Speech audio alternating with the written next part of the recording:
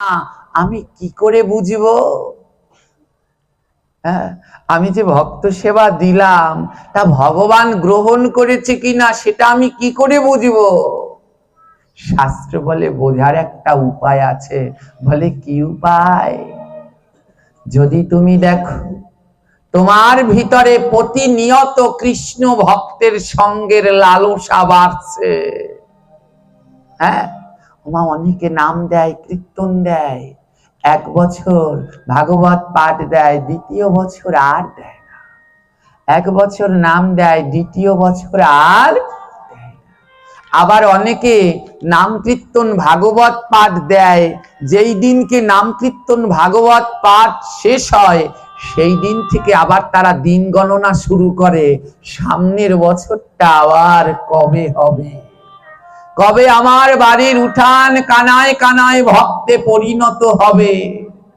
যদি তোমার মনের ভিতরে এই রকম বাসনার সৃষ্টি হয় তাহলে মনে করবে তোমার সেবা গোবিন্দ গ্রহণ করেছে। আর যদি তোমার মনের ভিতরে এরকম বাসনা হয়, নাও নাম কীর্তন ভাগবত দিতে গিয়ে আমার অনেক টাকা নষ্ট হয়েছে, তাহলে মনে করবে তোমার সেবা গোবিন্দ গ্রহণ করেনি। তাই সাধু সেবায় যার নিত্য রুচি ভক্তি বারে, প্রাণ গোবিন্দ তার সেবা শুধু গ্রহণ করে। নিত্য নৈমিত্য যার সাধু সেবায় রুচি ভক্তি বাড়ে, আমার গোবিন্দ তার সেবাই গ্রহণ করে। যাইনি তাই আজ থেকে আরো 2 বছর আগে বোধহয়, 1 বছর আগে বোধহয় আমি এখানে পাঠ করতে এসেছিলাম, তখনই বোধহয় প্রথম বছর ছিল নাকি মনে নেই, ওরকমই প্রথম বছর ছিল। হ্যাঁ, তখন একটা শুনেছিলাম যে সামনের বছর হবে কিনা, সামনের বছর আবার হবে কিনা, কিন্তু এবার এসে আরো খুব আনন্দ লেগেছে। মধ্যের বছর আসেনি, এবার আরো আনন্দ লাগছে যে এটা চলছে। হ্যাঁ, এটা চলছে, তার মানে ভক্তের ভক্তি আমার গোবিন্দ নিত্য নৈমিত্তিক গ্রহণ করছে। হ্যাঁ, তার জন্যই তো এখানে শুদ্ধ মহাত্মাদের পদচারণা হচ্ছে। ওমা কালকে যিনি আসবেন না, যে তাকে আমরা মানুষের চোখে দেখতে পারি, হ্যাঁ, মানুষের মতো তার দেহটা, কিন্তু তার সম্পূর্ণ দেহই পরিপূর্ণ গোবিন্দ ভক্তিতে পূর্ণ। পূর্ণ নয়, পূর্ণ থেকে পূর্ণ, পূর্ণতর। আমাদের বাংলাদেশের গৌরব আমাদের বিল্লমঙ্গল প্রভু, যাকে দর্শন করলেই নয়ন থেকে জল ঝরে, আর যার মুখের কথা শ্রবণ করলে উথাল পাথাল দেহের মধ্যে কৃষ্ণ ভক্তি অনাবরত বাড়ে। তার মানে আমাদের সেবা প্রভু গ্রহণ করছে, তাই তো শুদ্ধ ভক্তদের, তাই তো শুদ্ধ ভক্তদের এত আগমন হচ্ছে। আর পাঠ শেষ করবো কটায় সেটা একটু বলে দিলে না, একটা টাইম বলে দাও আমার, নালে আমি পারি না। 11টা। তো শুদ্ধ ভক্তদের আগমন মানে আমার গোবিন্দ সেবা গ্রহণ করছে। হ্যাঁ, বড় ভালো লাগছে, আনন্দ লাগছে। জয়নি তাই তো মনের ভিতরে এই ভক্তি ভাবটা কখন আসবে? আমার গোবিন্দ বলেছে কি জানেন? অভিমানম সুরাপান গৌরব ঘর রৌরবা, প্রতিষ্ঠা সুকরি বিষ্ঠা তিন তেজয়ুত্তমা। বুঝতে পারছেন? অভিমানম সুরাপানম, অভিমান, আমরা অভিমান করি না একে অন্যের সাথে, এ আমায় এই কথা বলেছে, ওর বাড়িতে আর যাব না। শাস্ত্র বলে অভিমান করা আর সুরাপান। সুরা মানে বোঝেন? সুরা শব্দের অর্থ কি? মদ। মদ খাওয়া একই কথা। মনের ভিতরে কারো সাথে যদি অভিমান চলে, না আমি ওর কাছে যাব না, ও আমায় এই কথা কেন বললো, তাহলে তুমি প্রতিদিন মদ খাচ্ছ। আর যারা মদ খায় না, যারা হাত দিয়ে মদ স্পর্শ করে, আমাদের শাস্ত্র বলছে খাওয়া দূর, হাত দিয়ে যদি কেউ মদ স্পর্শ করে তাকে শুদ্ধ হতে হলে প্রাচিত্য করতে হয়। প্রাচিত্য মানে বোঝেন? প্রাচিত্য কখন করে বলুন তো মায়েরা? যখন কোনো মানুষ মরে না, ধুকে ধুকে ভুগছে, তার মানে তার অনেক পাপ আছে, তখন আমাদের শাস্ত্রে তার বিধান দেয়া হয়েছে, তার জন্যে প্রাচিত্য। কেউ যদি মদ স্পর্শ করে তাহলে আমাদের শাস্ত্রে বলছে তাকে প্রাচিত্য করে শুদ্ধ হতে হবে। আর যদি খায় তাহলে চিন্তা করেন তার কোন গতি হবে। হ্যাঁ, বর্তমানে আমাদের ধর্মের নামে কিছু জিনিস হয় যেগুলো কোনোভাবেই মেনে নেওয়া সম্ভব নয়। কালী পূজা, দুর্গা পুজো, ডিজে গান বাজিয়ে আমাদের ইয়ং ভাইয়েরা মদ খেয়ে সে কি লাফালাফি, হ্যাঁ, মহা অপরাধ। এর কৈফত গুনে গুনে ভগবানের কাছে দিতে হবে। কালী পুজো, দুর্গা পুজোর জন্য চাঁদা আনতে গিয়েছো, কালেকশন করতে গিয়েছো, গিয়ে বলছো ওইখানে মন্দিরে মায়ের পুজো, কিছু দিন হয়তো কোনো মার ঘরে টাকা ছিল না, 10-20টা টাকা রেখেছে ওষুধ খাবে, যেই শুনেছে কালী পুজো ওষুধ না খেয়ে 10-20টা টাকা কালী পুজোয় দিল, আর সেই টাকা এনে মদ খেয়ে লাফালাফি করছো। এই মদ একদিন রক্ত হয়ে মুখ দিয়ে বেরিয়ে আসবে, কোনো সন্দেহ নেই। এগুলো অপরাধ।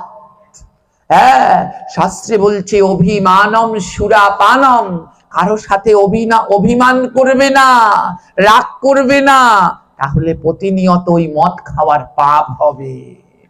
হ্যাঁ, গৌরব ঘোর রৌরবম, আমাদের শুধু গৌরব, আমার এ আছে, আমার ও আছে, আমার সমাজে এই প্রতিষ্ঠান, আমার সমাজে এই গৌরব করলে তাকে রৌরব নামক নরকে অবশ্যই যেতে হবে। প্রতিষ্ঠা সুকরি বিষ্ঠা, প্রতিষ্ঠা পাওয়ার জন্য কিছু যদি করো তাহলে সেটা শুকরের বিষ্ঠা, তাহলে সেটা শুকরের বিষ্ঠা। আমি বিভিন্ন জায়গায় আজ থেকে না, আমার যখন 8 বছর বয়স, সেই সময় থেকেই আমি এই ভাগবত পাঠ করি। হ্যাঁ, এখন আমার 28 বছর বয়স। হ্যাঁ, তো এই পর্যন্ত আমি এখনো পাঠ করি। অনেক অগণিত মন্দিরে আমি গিয়েছি জানেন, বাংলাদেশের 64 জেলার কানায় কানায়। হ্যাঁ, আর আমাদের দক্ষিণ অঞ্চলগুলোতেই আমি বেশি পাঠ করি।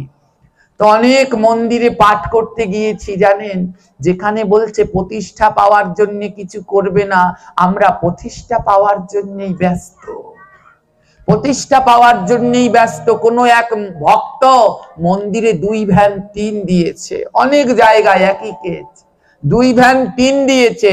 টিন দেওয়ার পরে মন্দির কমিটিরা বলছে বাবাজি পাঠে একটু ওনার কথা বলবেন, ওই যে 2 ভ্যান টিন দিয়েছে ওনার কথা একটু বলবেন। বেশ, আমি তো পাঠে তার জন্য প্রার্থনা করলাম, বললাম। ও মা, আমার যেই বলা শেষ হয়েছে না, মাইক নিয়ে আবার কমিটির লোকেরা ওই 2 ভ্যান টিনের প্রশংসা শুরু করেছে। যেই কমিটির লোকের শেষ হয়েছে, যে আবার টিন দিয়েছে সে শুরু করেছে টিনের প্রশংসা। ওই প্রশংসা করতে করতে বৃষ্টির জল আর মানায় না, ওই প্রশংসাই অর্ধেক টিন যায় ক্ষয় হয়ে।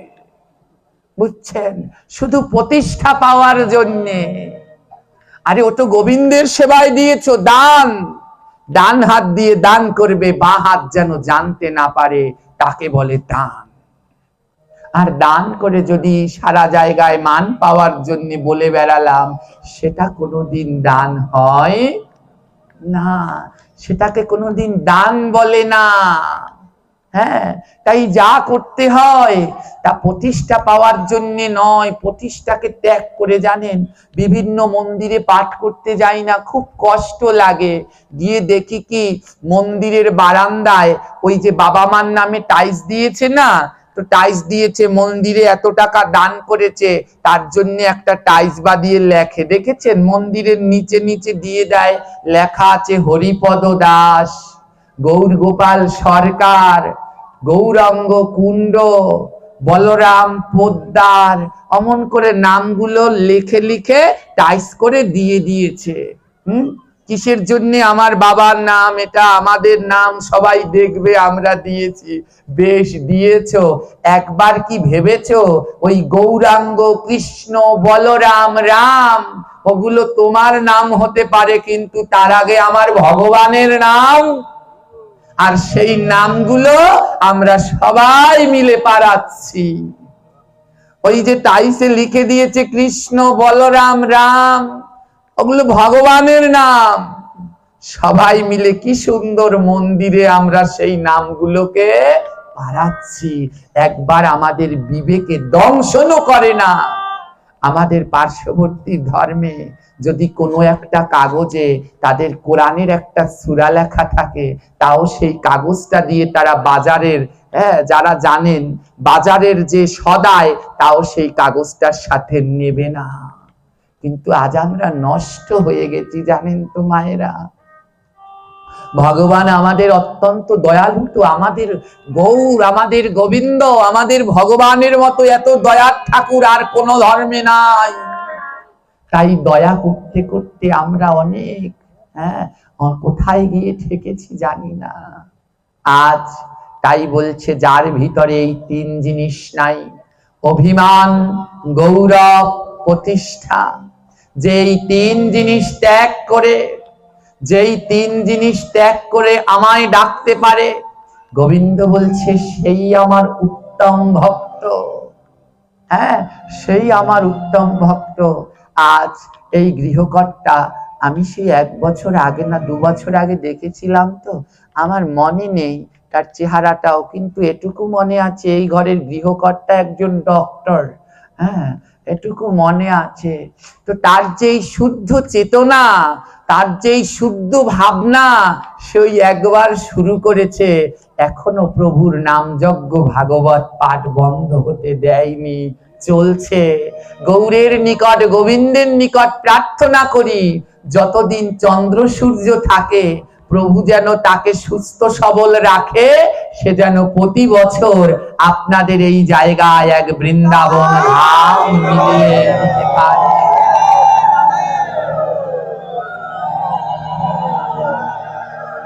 জয় নিতাই, হরি বল। আজ